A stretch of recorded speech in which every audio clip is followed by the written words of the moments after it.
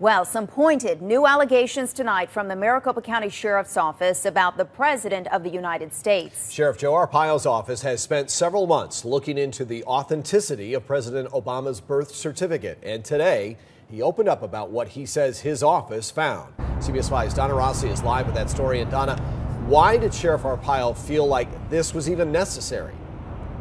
He said he lost the investigation because his constituents asked him to, specifically members of the Tea Party. Now, as sensitive as an issue as this is, Arpaio or his investigators did not tiptoe around any words today. Things like fraud and forgery and criminal accusations were swirling. Based on all of the evidence presented and investigated, I cannot, in good faith, report to you that these documents are authentic.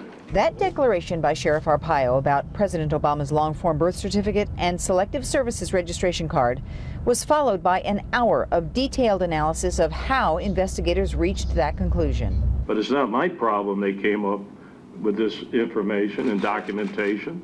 What do you do with it? Do I just throw it in the wastebasket and forget it? The investigative team was headed up by private investigator Mike Zullo, who heads up Arpaio's cold case squad.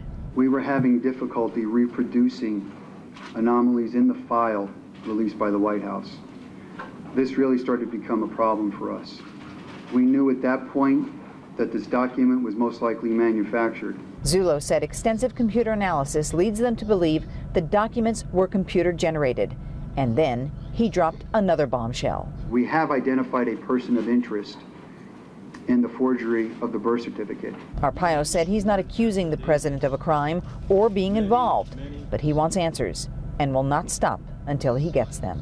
I'm going to have to make a decision whether to have congressional hearings or turn it over to an appropriate law enforcement agency. You're not accusing him of a crime, but it appears you're accusing him of living a lie.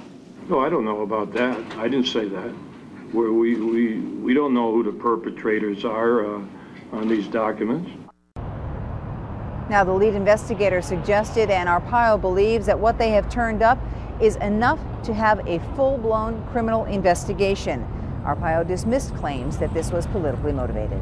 All right, Donna, the next question here has to be with those controversial birther bills. We've heard about them in the past. They have failed. But we're now hearing there's already a push for a new one right here in the state.